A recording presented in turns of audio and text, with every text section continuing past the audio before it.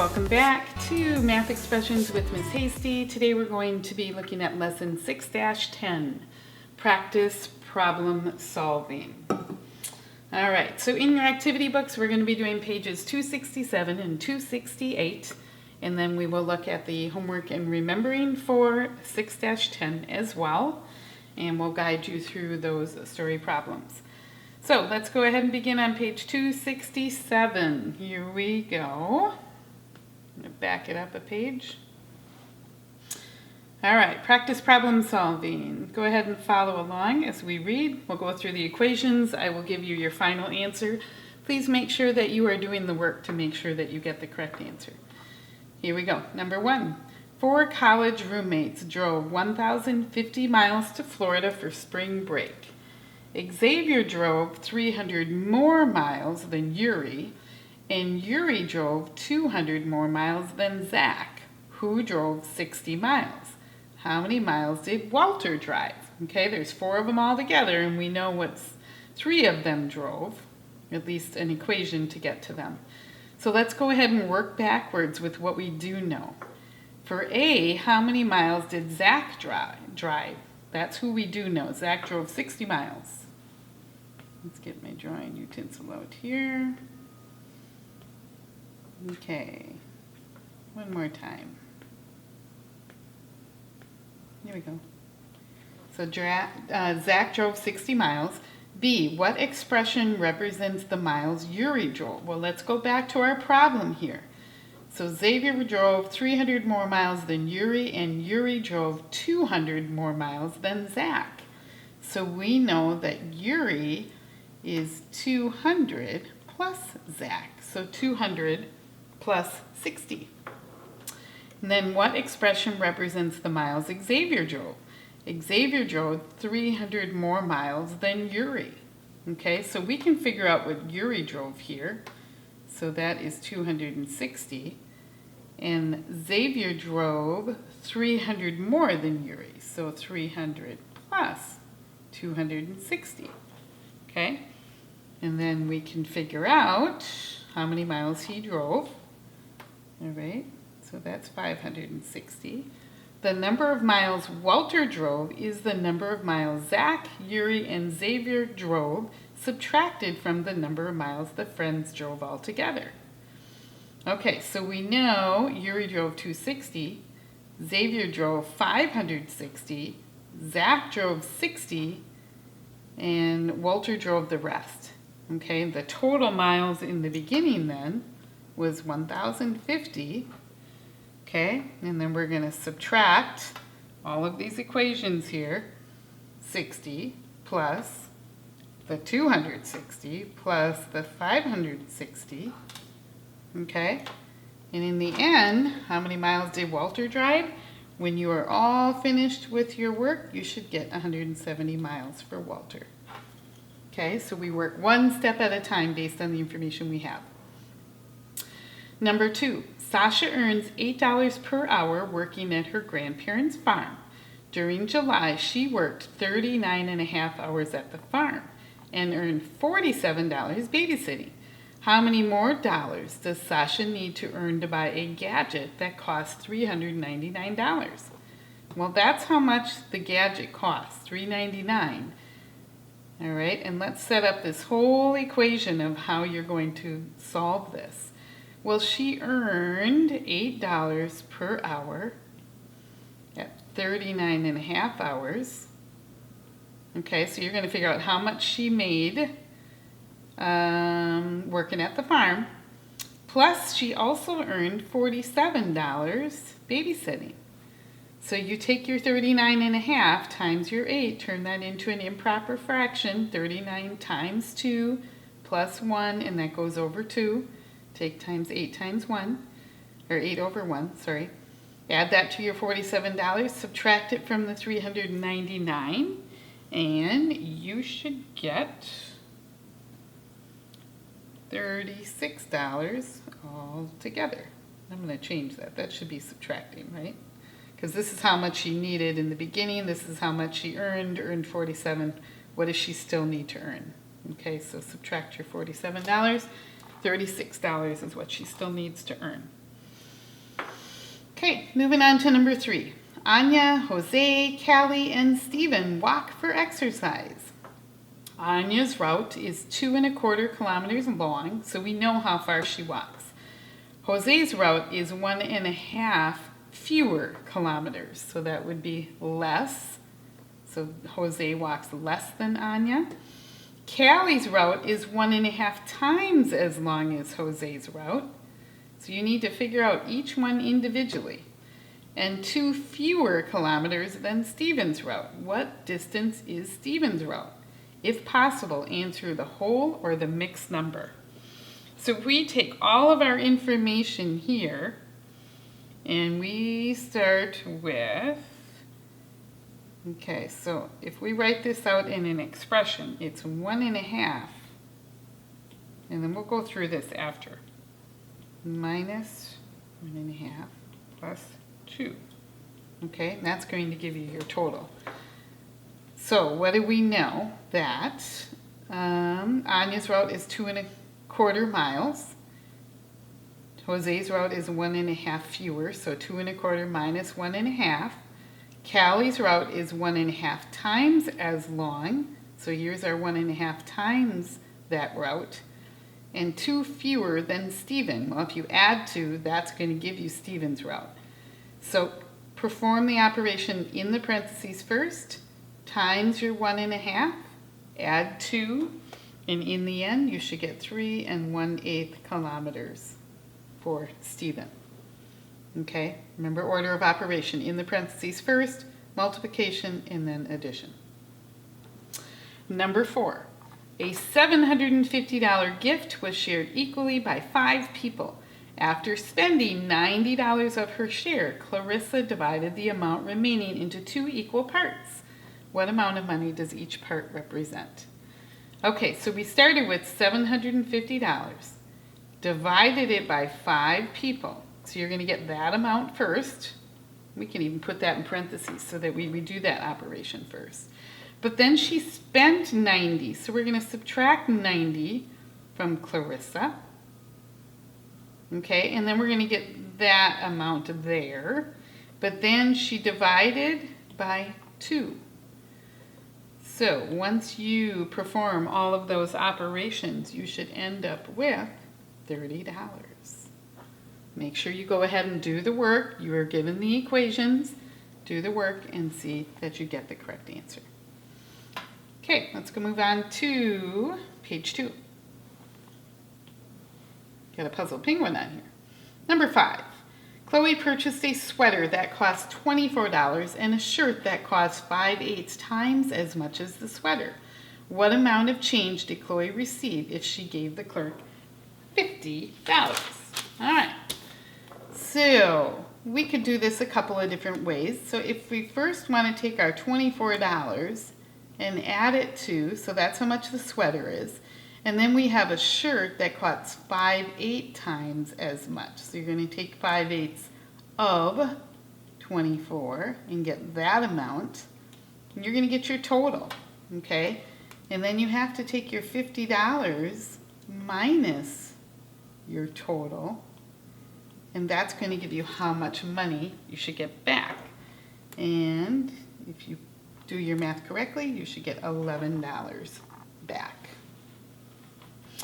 Number 6. 6 teachers, remember that number, that's a number word, 78 students and 10 parents are boarding buses for a school field trip. Each bus can carry 32 passengers. If the passengers board each bus until it is full, how many passengers will be on the bus that is not full? Well, first we need to add all of our people together. So we have 6 teachers, we have 78 students, and we have 10 parents. Add all of those together, divide that amount by 32 passengers that can fit on the one bus, okay? And you're going to get your total there, and that's going to be the full buses, okay? But this is asking how many passengers will be on the bus that is not full. So that's going to be your remainder, all right? So you're going to get your full bus. That would be a full bus. But then you're going to have a remainder of how many will be on the not full bus, and that will be 30 passengers. Okay? All right, last one here. Puzzle Penguin. I was asked to find the amount of change a shopper would receive for $40 after purchasing a pair of jeans for $28 and a pair of socks that cost 1/4 as much as the jeans. I use the solution equation. C equals 40 minus 28 minus 28 divided by 1/4 to solve the problem. Can you tell me what I did wrong? Give you a second to look at that. Okay, so here it says 1/4 as much as the jeans. That means it's 1/4 of 28, and we know that means times 28, not 28 divided by 1/4. So that is where his error is. Okay, all right, let's move on to our homework and remembering. 6-10 homework. Go through the story problems here. Again, I will not give you the answers for these, but I will walk you through the equations. And then I will give you the answers at the end of the day for you to check. And make sure you did them correctly. Okay. All right, 6-10 homework. Here we go. Number 1. A savings account balance was $135.10 before a withdrawal of $60, a deposit of $22.50, and a withdrawal of $45. What was the balance after the withdrawals and deposit? So we're starting with a balance, and then we're going to withdraw and deposit. So we're going to subtract and add. Subtract with withdrawals and add with deposits. So I'm going to take my 135.10, and then there is a withdrawal of 60. So I'm going to subtract the 60. I'm going to deposit $22.50. And then there is a withdrawal of $45. Okay, so take your steps in order. This is addition and subtraction, so work left to right. Start with 135.10 minus 60. Remember to line up your decimals. If there isn't a decimal, it's at the end of the whole number. Then add your $22.50, subtract your $45, and that is where you will get your final amount. Number 2. The charge for a bicycle repair was $9.28 for parts, 1/4 hour of labor at $18 per hour, and a $2 shop fee. What was the total cost of the repair? So we started with $9.28 for parts, and you're going to add that to, and I'm going to use parentheses here because I have to do this math first. 1/4 hour at $18 per hour. So 1/4 of 18. And then I'm going to add a $2 shop fee in there too. Okay, so start with your parentheses, add the 9.28, add the $2, and that's going to give you the total cost for the repair. Number 3. While shopping at the school bookstore, Rick purchased 4 book covers for $1.25 each, and a pen that costs 2/5 as much as a book cover. Okay, what amount of change did Rick receive if he paid for his purchase with a $10 bill? Okay, so we can start with our $10. That's what he paid, right? And subtract. There's 4 book covers at $1.25, so 4 times 1.25. And also, he bought a 2/5 as much, so 2/5 times the 1.25. Okay, so 2/5 of 1.25, or what would that look like as a fraction? 1 1/4. Okay, turn that into a mixed number, right? And that's going to tell you how much money he should get back. Okay, number 4, a junior baseball team plays 16 games each summer. Last summer, the game scored an average of 3.25 runs per game during the first half of the season. The team scored a total of 29 runs during the second half of the season. How many runs were scored by the team last season? Okay, so there's 16 games and it says in the first half. Well, what is half of 16? Okay, that's how I would start that problem. Half of 16 is 8. So in the first 8 games, they scored 3.25 per game. All right, and then they scored a total of 29 runs in the second half. So I'm just going to add that 29. So take your 8 times 3.25. 8 is half of 16 games. That's first half of the season. All right, and then your label is going to be runs. Number 5. 4 family members compare their ages. Terrell is 3 years younger than Danny. Danny is 1 year younger than Pablo. Pablo's age is 1/3 Shaniqua's age. How old is Terrell if Shaniqua is 36 years old? So we're going to kind of work backwards here. So we know that, let's see, Pablo's age is 1/3 Shaniqua's age. All right, so if we have 1/3 of Shaniqua, that's 1/3 of 36, right? We're going to subtract 1 because Dan is 1 year younger than Pablo. We're going to subtract 3 because Terrell is 3 years younger than Danny. All right, and that is going to give you how old, years old,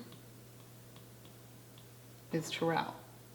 Okay, so perform the operation and see what you get. And number 6, 24 soccer players. Again, these are number words, but we're going to keep track of those numbers. 4 coaches and 1 equipment manager is traveling to a game in minivans. The capacity of each minivan is 6 people. 6 people fit.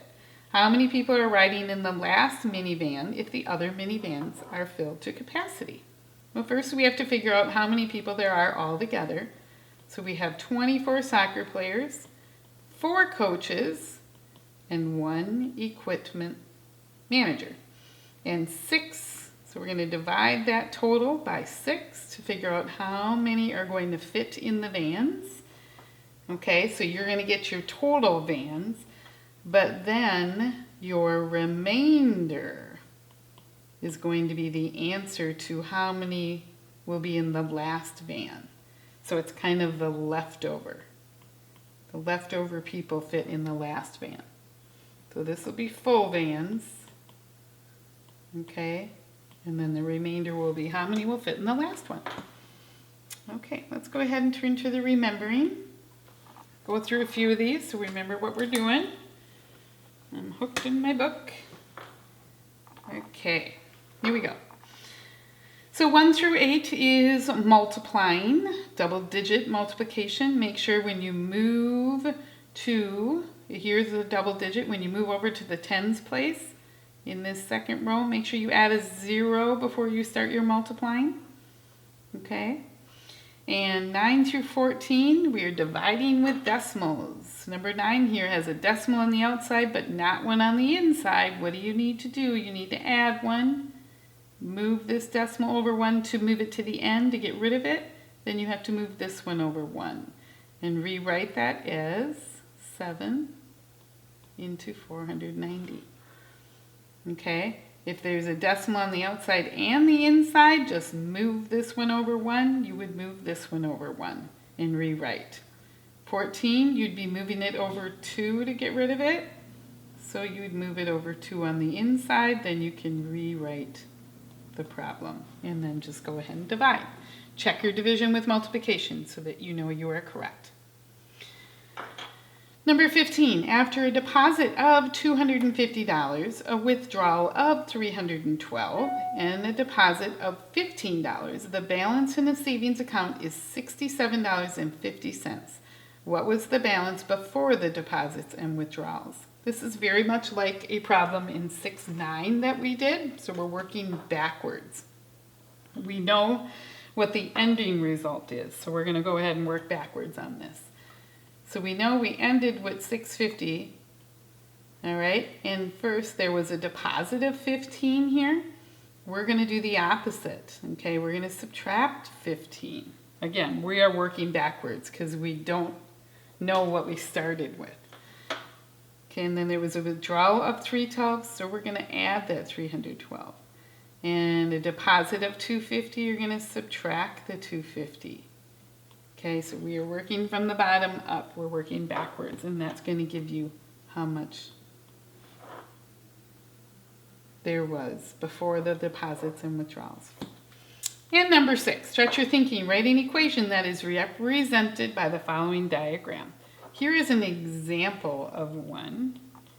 So you have 15 plus 7 plus 1, divided by 5. Okay, so altogether there are 15 here. There are 15 that are fully 5. Plus 7 plus 1. This would be an example of one. Here's 15, here's 7, and here's 1. And divide it by 5 equally. Then this will show this will be 5 equal pieces, and 3 would be the remainder. So that's an example. You may use that example. Okay, well guys, here we go. That concludes 6-10. 6-11, that is a performance assessment, so there will not be a video on 6-11. I think your teachers will just have you do that one and show what you have learned throughout Unit 6. Okay, so I will not see you again until Unit 7. All right, have a great day. Take care.